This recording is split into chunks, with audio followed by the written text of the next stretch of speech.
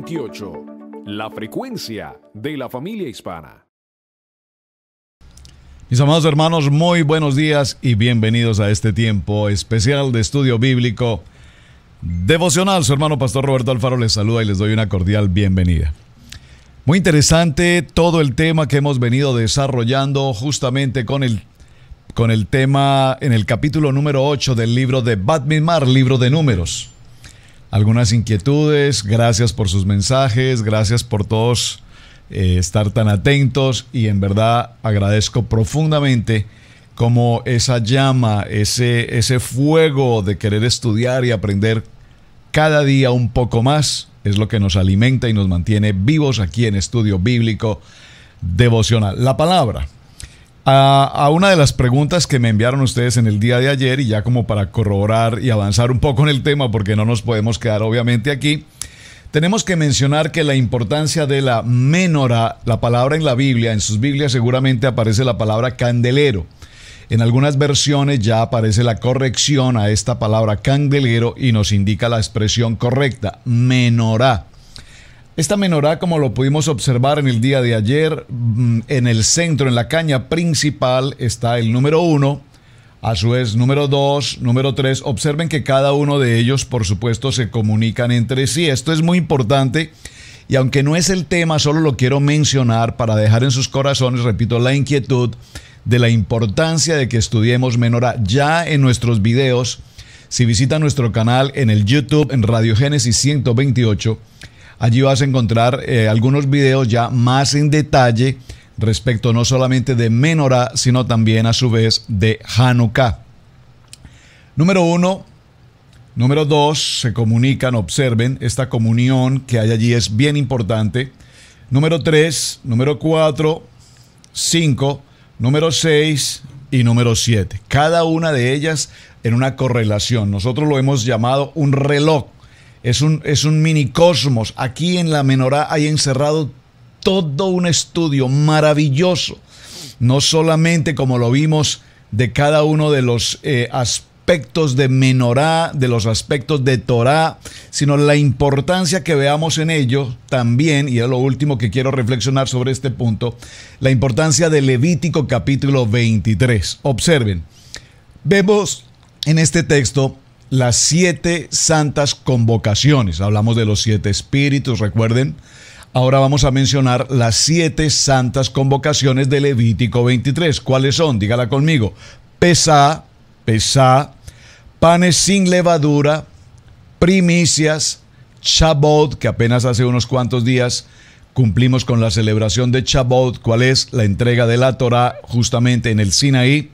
Shavuot, Yom Teruah, que es nuestra siguiente celebración, Yom Kippur, y finalmente la celebración de Sukkot, o la celebración de cabañas, la celebración de las enramadas, esta celebración maravillosa para el cierre del año.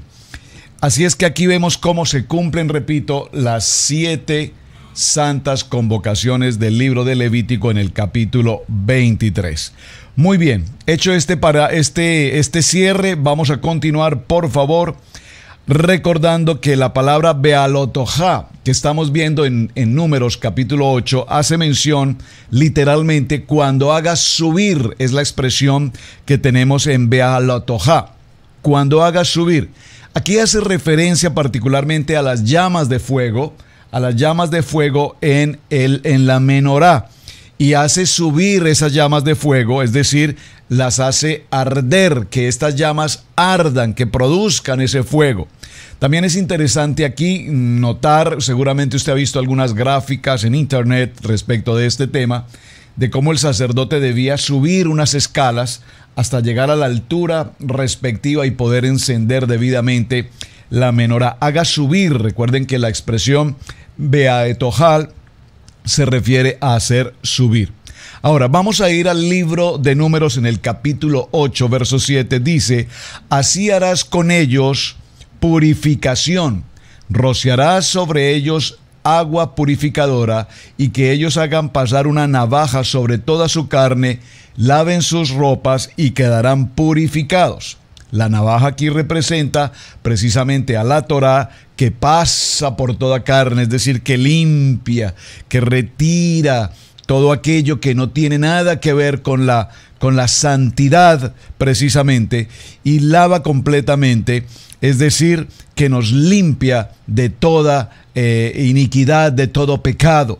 Y prepara a cada uno de los siervos, observen la palabra que estoy utilizando aquí, siervo, la palabra de los siervos, para servir en el ministerio del Eterno y servir con absoluta eficacia. Aquí la palabra eficaz, con calidad, con integridad, con santidad, con responsabilidad, con el compromiso. De tal manera que cuando utilizo la palabra siervo, me detengo en ella un momento, solo para mencionar que cuando nosotros veníamos de casa de servidumbre en esclavitud, ahora pasamos a ser siervos del Dios Altísimo, del Padre Eterno. Y esa condición de siervos es importante, toda vez que siervo, estamos hablando siervos de un soberano, del Padre Eterno. En esta condición de siervos, nuestra posición como siervos es el servir, pero el servir en obediencia, no el servir en una actitud de exigir mis derechos. ¿Usted me está entendiendo? Muchos siervos quieren servir en la congregación, pero quieren servir exigiendo beneficios, exigiendo atribuciones, exigiendo posiciones, exigiendo condiciones. Esa no es la condición de un siervo. Un siervo en el templo, los levitas, siervos del Dios Altísimo.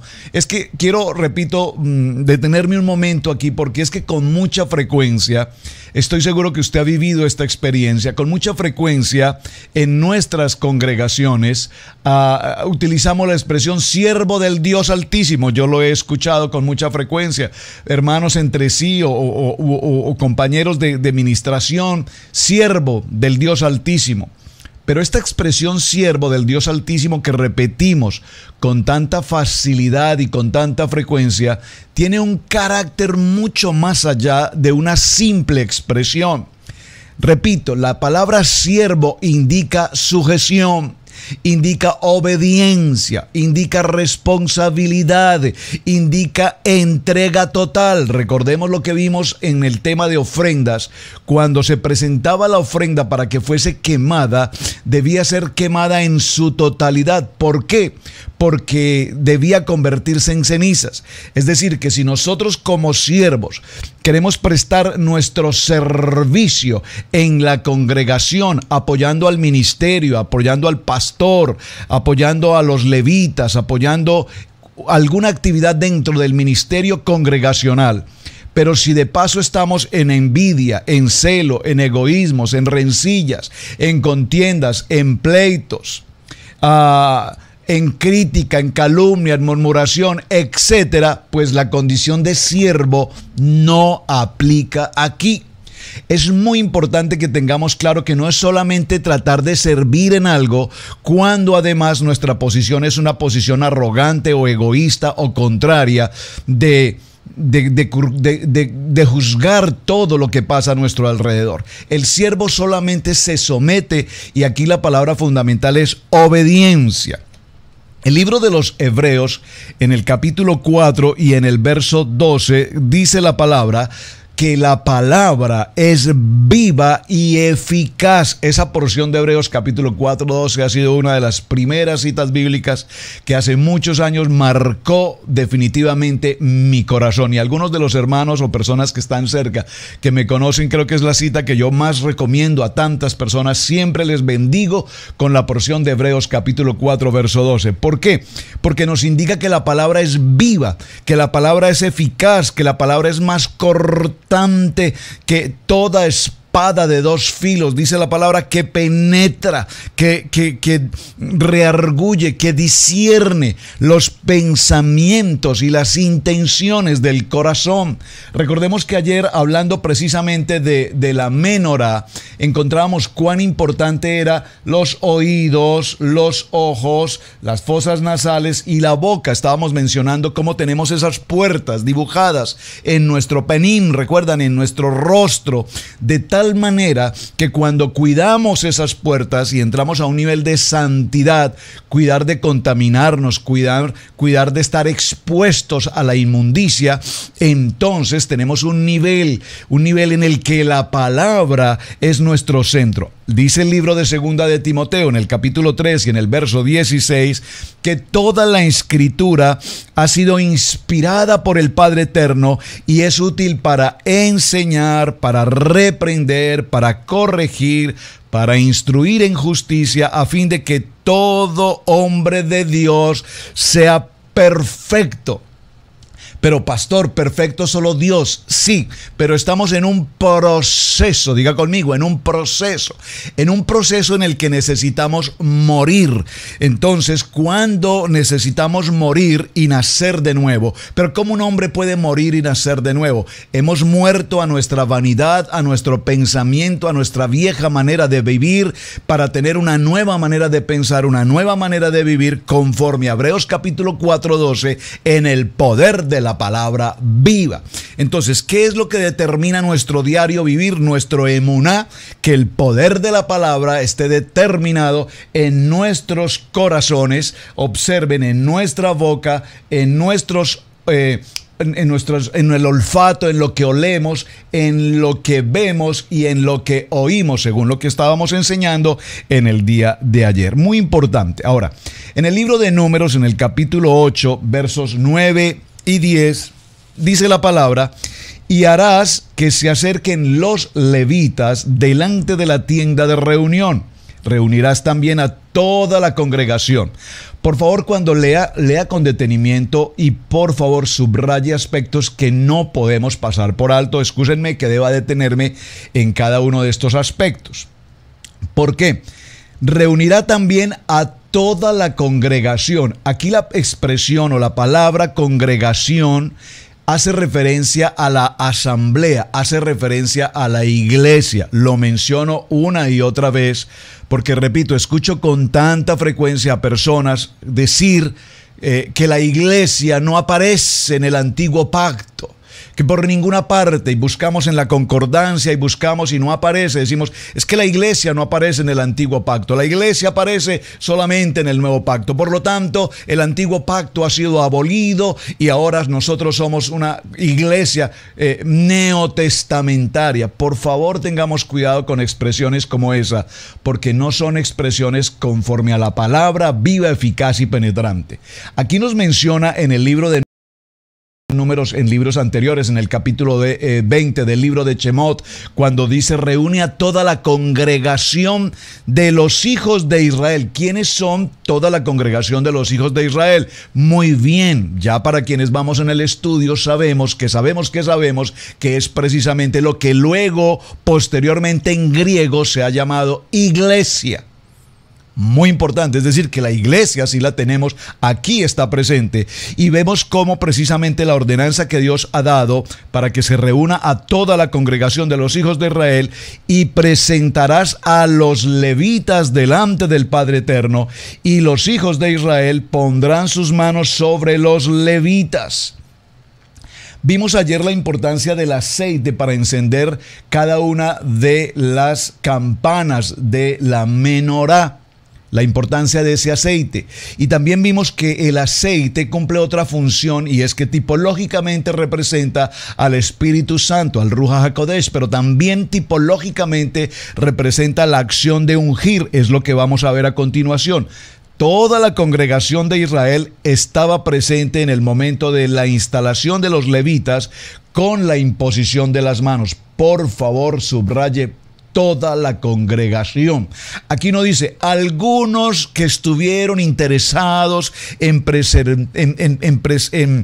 observar la imposición de manos se hicieron presentes. Otros decidieron quedarse descansando, otros decidieron quedarse en otras actividades. No. Toda la congregación estuvieron presentes en el momento de la instalación de los levitas con la imposición de manos. Sin embargo, no todos los 600,000 varones podían imponer las manos sobre los levitas porque serían demasiados varones por levita. Pero lo que sí nos enseña la Torá es que estaban presentes todos en el acto que se estaba realizando de la imposición. Ahora, vamos a ver qué importancia tiene esta labor de la imposición de manos. ¿Qué es lo que nos indica que se impusieran las manos? Esto es interesante leerlo, mis amados hermanos. Estoy en el libro de Números, en el capítulo 8, verso 9, Bat Midbar. ¿Por qué? Porque también es muy común en nuestros días la imposición de manos. Por eso la Biblia también nos enseña que no impongamos manos a la ligera, o que no todo el mundo puede imponer manos, pero es que es una imposición de manos para todo. Imponemos manos, imponemos manos, imponemos manos, imponemos manos. Y esto es muy delicado, mis amados hermanos. Hay una labor específica, hay una función determinante allí en el tema de imposición de manos. Digo en el sentido de imposición de manos, porque algunos otros utilizan muchos otros mecanismos, imponen el saco del predicador, la chaqueta del predicador, etcétera. Otro tipo de cosas que, entre otras cosas, no tienen un contexto realmente bíblico. Número 1, ¿por qué es importante el contexto y la acción de la imposición de manos? En primer lugar, porque nos determina unidad. Diga conmigo, por favor, unidad. Escríbalo en sus notas para las personas que van tomando atenta nota cada uno de los mensajes. ¿Por qué? Porque por la imposición de manos hay una manifestación de unidad entre el que impone las manos y los que son objeto de imposición de manos. Es decir, en este caso hubo una unidad absoluta entre el pueblo de Israel y los levitas que habían sido escogidos para la función sacerdotal tan extraordinariamente importante en el tabernáculo.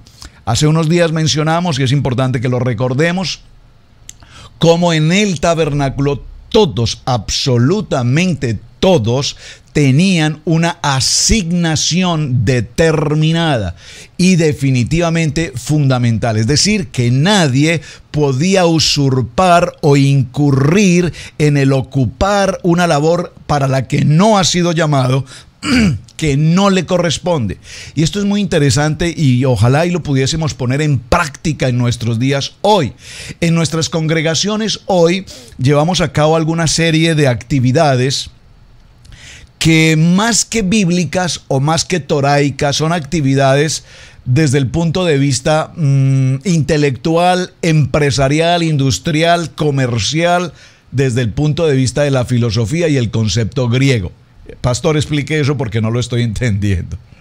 Nosotros hablamos, por ejemplo, en nuestras congregaciones de la importancia de tener las juntas de gobierno. Así lo llaman, juntas de gobierno.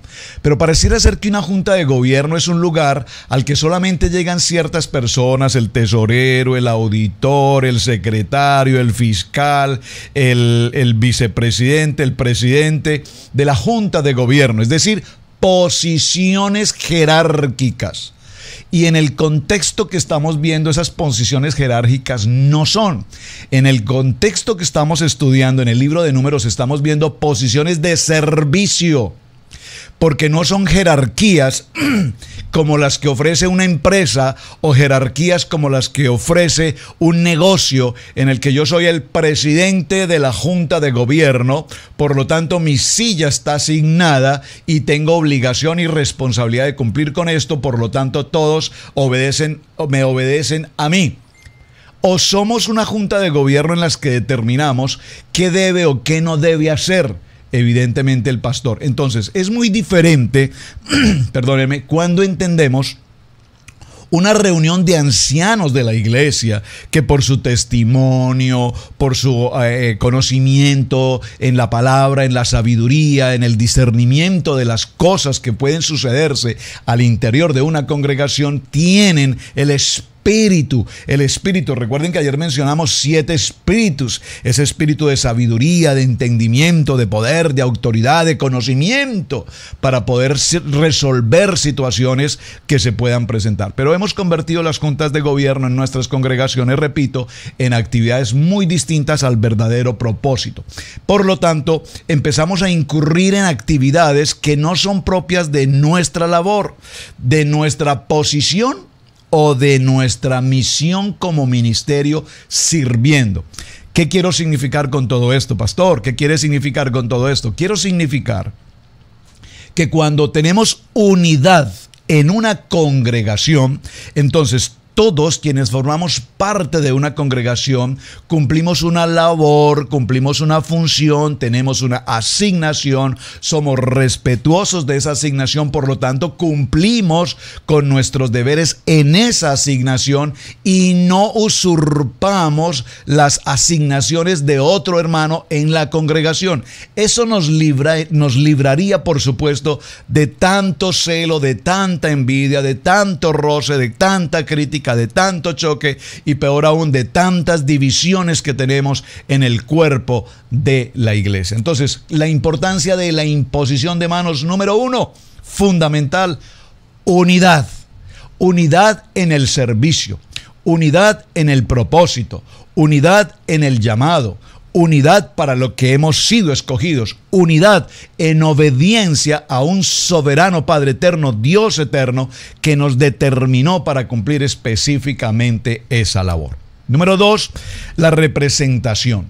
Al imponer las manos sobre alguien es con el motivo de delegarle a esa persona una autoridad para una representación. Por favor, observe que aquí la palabra autoridad no la malinterpretemos como autoridad hoy, en el sentido de que ¿quién tiene autoridad? El oficial de policía tiene autoridad, obedecemos al oficial de policía como autoridad. Por lo menos en este país existe un respeto extraordinario a las autoridades de policía. En otras naciones muchas veces hay un irrespeto, una irreverencia total hacia un oficial de policía. Entonces, cuando la autoridad se nos asigna en el campo del campamento o en el tabernáculo, es una autoridad desde el punto de vista espiritual, es una autoridad desde el punto de vista de testimonio. No es una autoridad para ordenar, para hacer, deshacer, creer que hacemos lo que podemos hacer. No, no, no. Es una autoridad en la santidad, es una autoridad en la palabra, es una autoridad para que nuestro trato a otras personas como autoridad y representación de la congregación sea ante todo, recuerden la expresión, la boca, lo que decimos, lo que brota de nuestra boca, según la enseñanza que traemos en la menorá, sea una palabra de bendición, sea una palabra de discernimiento, sea una palabra de comprensión, sea una palabra, si puedo, de misericordia. Porque si hay algo que nos falta en nuestras congregaciones es misericordia para con nuestros hermanos. ¿Sabe usted? Somos el único ejército y nos sentimos orgullosos de decir: yo pertenezco al ejército de Dios. ¡Gloria a Dios! Puedo decirlo, ¡gloria a Dios! Pero qué vergüenza que el único ejército que lastima a sus propios soldados somos el ejército de Dios. Basta que un soldado en el ejército de Dios cometa una falta, incurra en un error, esté herido e inmediatamente todo el ejército al no hacer lo que debía hacer, es decir, el retomarlo, el salvarlo, el protegerlo, el cuidarlo, el ayudarlo, el fortalecerlo, lo que hacemos es simplemente acusarlo, juzgarlo, señalarlo y en el peor de los casos, la Junta de Gobierno decide fulminarlo, eliminarlo, fusilarlo, es la palabra más desde el punto de vista de ejército. Entonces, la autoridad que se delega en el momento de imponer las manos sobre los levitas es una autoridad que representa que como hijos de Israel, como hijos del pueblo de Israel, ahora somos escogidos para cumplir una labor extremadamente importante. Como primogénitos anteriormente eran los que tomaban esta labor, ahora como levitas, esta representación es traspasada a estos levitas para que ellos sustituyan a los primogénitos. Recuerden lo que dice la porción del Salmo 136, verso 10, léalo conmigo: al que hirió en Egipto en sus primogénitos. Esto nos enseña que simbólicamente todos los hombres de Egipto fueron heridos en los primogénitos. Ahora bien, el tercer concepto fundamental, vamos a repetirlo: unidad, número 1. Número 2, representación. Esta palabra representación podríamos ahondar en ella. Representación.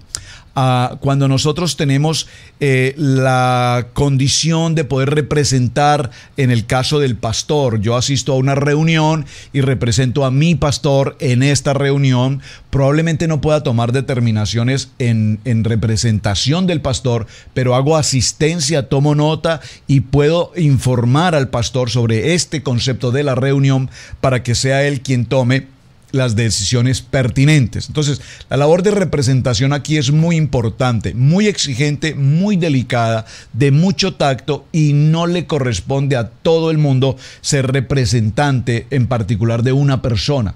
Somos todos representantes de nuestro Maestro Yeshua HaMashiach, todos lo representamos.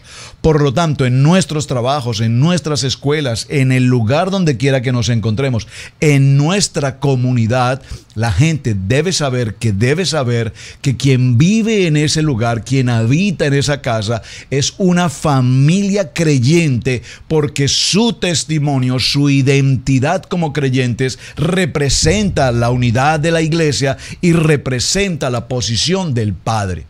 Esto es muy importante, ¿saben? Nosotros vivimos en un sector, estamos en los Estados Unidos de América, y el sector donde vivimos es 99.9% de familias americanas que permanentemente pasan frente a nuestra casa. Somos prácticamente en este punto, en este sector, la única familia hispana residente en este lugar. Por lo tanto, cada vez que estas familias americanas transitan, caminan, hacen deporte, pasan frente a nuestra casa, todos saben que es la casa de la familia pastoral. Por lo tanto, la representación que tengo del cuerpo como iglesia de Cristo, como la iglesia de creyentes que somos en el Mesías, debe ser una representación idónea, una casa limpia, una yarda adecuada, un jardín presentado. Es decir, estamos siendo representantes de esa condición que tenemos como creyentes. El tercer aspecto que vamos a considerar es el sacrificio.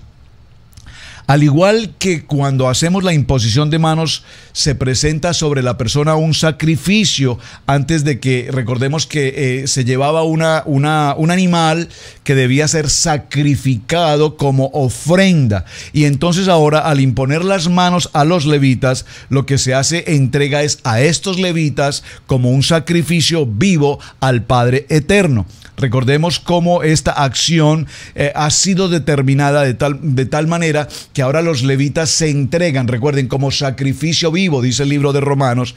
Presentémonos como un sacrificio vivo delante del Padre. ¿Para qué? Para que entremos a un tiempo de santidad, para que entremos a un tiempo de servicio con idoneidad eficaz al servicio del Padre. Ahora, los hijos de Israel pusieron sus manos sobre los levitas para que fueran ofrecidos como un sacrificio. ¿A quién? Al Padre Eterno. Y este es un poderoso trabajo que vemos en el libro de Romanos, en el capítulo 12, verso 1. Recuerden que lo vimos. Por consiguiente, hermanos, os ruego que por las misericordias de Dios presentéis vuestros cuerpos como un sacrificio vivo y santo, aceptable a Dios, que es vuestro culto racional. En el libro de Romanos, en el capítulo 15 y en el verso 16, está escrito, dice la palabra, para ser ministro del Mesías a los gentiles, ministrando a manera de sacerdotes las buenas nuevas de Dios, a fin de que la ofrenda de los gentiles sea aceptable, santificada por el Ruach HaKodesh. En el libro de Filipenses, en el capítulo 2, verso 17, dice la palabra, pero aunque yo sea derramado como libación sobre el sacrificio y servicio de vuestra fe, me regocijo y comparto mi gozo con todos vosotros. Aquí la ofrenda de libación, recuerden que la ofrenda de libación es esparción, es lo que se hace cuando a los levitas se les esparce, recuerden, se esparce, esa es una ofrenda de libación. Recuerden cómo el sacerdote esparcía la sangre del cordero, la sangre del sacrificio sobre el pueblo, muy importante. Ahora, en segundo libro de Timoteo, en el capítulo 4, verso 6, dice la palabra, porque yo ya estoy para ser derramado como una ofrenda de libación y el tiempo de mi partida ha llegado. Ahora, una parte que vimos en el tema anterior, cuando hacemos los sacrificios de los animales, es que fueron ofrecidos para la instalación de los sacerdotes. Recordemos, cuando el sumo sacerdote Aarón y sus hijos se ofrecieron sacrificios de animales. Tenían que ser estos animales completamente limpios, dice el libro de Éxodo en el capítulo 29, verso 24. De la misma manera, los levitas tenían que ser mecidos delante de Dios y así ellos mismos constituyen una ofrenda al Padre Eterno. Una ofrenda de los sacrificios de los animales fueron ofrecidos para la instalación de los sacerdotes. Ahora bien, la voz que estamos escuchando ahora nos indica que cuando ofrecemos servicios de levitas en nuestras congregaciones, debemos tener la claridad, si me permiten usar la expresión, perdónenme, la claridad de quiénes son nuestros levitas, nuestros sacerdotes en nuestros ministerios.